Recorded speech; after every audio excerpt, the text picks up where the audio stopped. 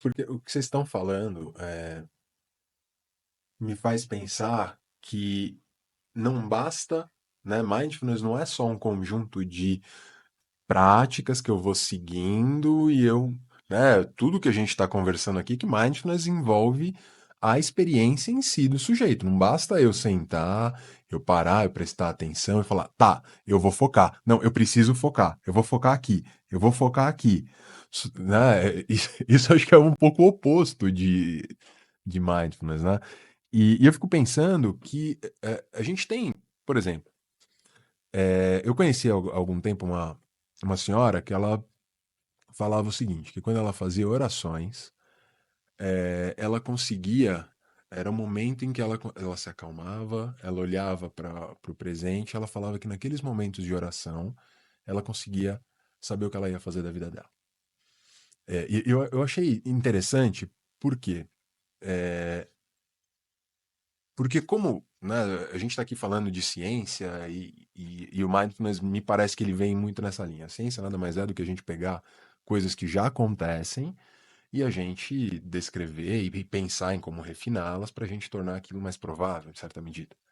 Né? Falando de um jeito bem solto sobre isso. Mas estou pensando aqui o quanto que preces, algumas meditações propostas por religiões, alguns momentos de silêncio, eles não podem acabar levando a gente a um estado, não exatamente esse estado de mindfulness, mas algum estado parecido com mindfulness, né? Com essa experiência que me parece algo muito, ao mesmo tempo raro ou não sei, mas queria ouvir vocês nesse tópico, assim. De novo estamos de volta falando sobre o potencial disso e propósito também, Perfeito. porque é realmente que eu encontrei pessoalmente em Dublin em 91 a prática de mindfulness através dos budistas. Então eu não mencionei, mas é bom colocar que eu sou praticante de budismo desde 91 e ordenado. Né? Então eu morei por 4 anos em um mosteiro, né? E eu cuido de uma comunidade budista aqui no Brasil, que é um projeto quietinho, mas crescendo. Uhum. E eu pratico, e a fonte da minha prática vem daquilo. E é importante entender também, na tradição budista, mindfulness é só um dos pilares, né? Virou fashion, né? E um brand, né? Uma marca. Mas claro que eu não vou falar só sobre budismo. A questão aqui é sobre uma necessidade humana Uhum. e o potencial e o propósito. Eu encontro com muitas pessoas que dizem para mim, Stephen, eu quero os benefícios que eu li em revistas com base científica para eu viver melhor e até reduzir estresse. E muitas pessoas lendo bons artigos que tem cada vez mais, você sabe, sabem que eu acho que talvez eu possa até sofrer menos se eu posso achar uma nova postura interna diante dos fatos da vida. Então, e não quero nada de prece ou religião ou nada disso. Até o Dalai Lama reconhece isso, né? Que tem muitas pessoas que simplesmente precisam de algum apoio, de tomar boas decisões ou retomar boas decisões durante uma fase muito, muito intensa. Uhum. E essas práticas têm esse potencial, com certeza. Uhum. Então, porque quando a gente presta atenção, como a gente viu, vem realmente a percepção dos nossos hábitos bem próximo e a gente pode pôr mãos na massa e aprender a lidar com a nossa experiência. Uhum. Um, Só que o que acontece é que, como Roberta falou, esse vai trazer a gente para dentro de uma série de possíveis percepções novas que se aprofundam com o tempo. Uhum. Então, por exemplo, a pessoa pode começar a ver simplesmente que está desajeitado fisicamente durante o dia, né? Ou dirigindo com rapidez, alguma coisa assim, e começar a ajustar coisas cotidianas. Uhum. Mas com o tempo, a pessoa pode continuando praticando, ver que, peraí, eu estou muito distraído. E muitas pessoas percebem em práticas de mindfulness, você sabe disso, que a gente estava na respiração, prestando atenção na respiração, e de repente eu não estou na respiração e nem percebi que eu tomei a decisão de pensar sobre outra coisa. Eu Uhum. só percebo depois, muitas vezes. Então, quem tomou a decisão? Quem, quem, quem escolheu a pensar sobre coelhos? Ou sobre o almoço? Ou sobre o cara chato que está falando? Né? Quem foi?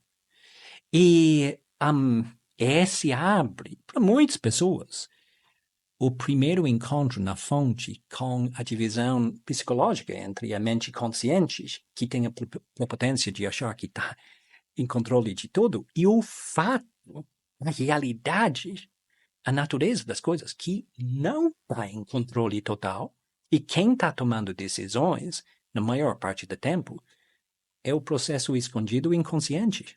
E é maravilhoso aquele momento que o cidadão começa a perceber a maravilha do que, uau, Uhum. realmente parte do problema é que a minha vida está nas mãos de processos escondidos, vivos, super potentes. Como eu vou interagir com isso? Né? Então, esse ainda não é prece, mas não é cotidiano. É algo melhor, algo está acontecendo de uma outra ordem. Esse é realmente onde mindfulness começa a pegar. Uhum. Se não é mais só prestar atenção. E abre toda uma aprendizagem maravilhosa de quais habilidades eu preciso adquirir para influenciar algo que está além da mente consciente. Como eu vou engajar esta mente inconsciente sem só querer ir lá e impor regras, né? Então, daí eu diria que ação e consequência, como você falou, Roberta, está nisso também, de olhar para até ética, né? A minha, não só as consequências dos meus atos em mim, mas nos outros com quem eu convivo. E muitas vezes mindfulness moderno virou muito de autodesenvolvimento e muito pouco sobre o fato de que convivo com algumas pessoas que têm que me aguentar, né? Então, eu acho que daí ética, eu não estou falando de moralismo, eu estou falando de olhar de forma responsável, na verdadeira sentido da palavra, do meu efeito no mundo. Esse abre para muitas pessoas um olhar que pode trazer algo extra, vamos dizer, usando aquela palavra famosa, espiritual. Uhum. Tá? Então, daí, espiritual, toda a dimensão, a necessidade espiritual e a palavra espiritual é muito vaga. O que é? Mas a gente pode conversar sobre isso.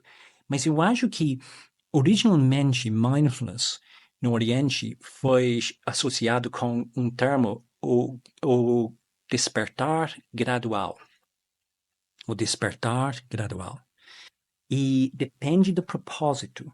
Mas se a pessoa tem um propósito de manter presença com sua experiência e olhar para realmente o que está acontecendo, necessidades cada vez mais essenciais ou profundas vão surgir aos poucos.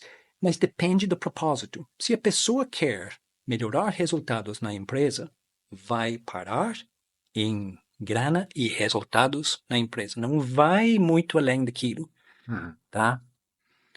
Então, eu acho que os temas são iguais. A gente está seguindo um fio condutor, mas vendo, começa com prestar atenção, mas realmente, muito nisso, dependendo do escopo do, do indivíduo. E o potencial, acho que é difícil para a gente tatear esse potencial, porque talvez esteja muito longe da nossa vida cotidiana e para mim, no contexto clínico, muito longe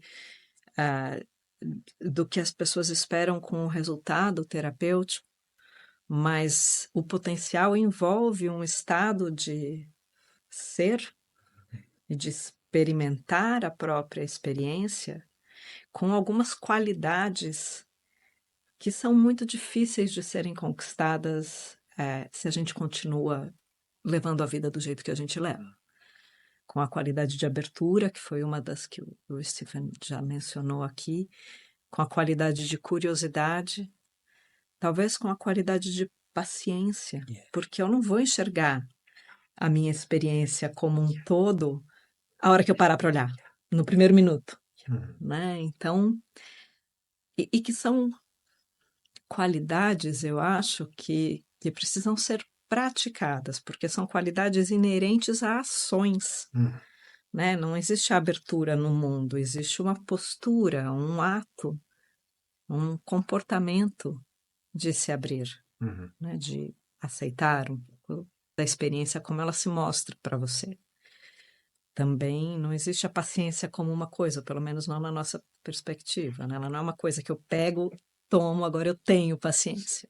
Eu preciso praticar a paciência. E aí talvez, em algum momento, eu imagino, a gente consiga se aproximar de uma experiência profunda de espiritualidade com todas essas qualidades. Não é facilmente conquistável isso, né? E eu posso dizer, na minha experiência, um pouco conhecido isso, né? Conheço estados de tranquilidade, estados de paz, estados de satisfação, né? De pertencimento, uma sensação de pertencer aqui, a mim, o meu corpo, esse momento, essa vida, que são muito potentes. Mas eu mesma não sei descrever o que pode ser um estado de plena espiritualidade, de nirvana, não sei se... que é um pouco o que as religiões talvez levem, mas acho que não é aí que o mindfulness tem a sua principal função, pelo menos não aqui no contexto das terapias.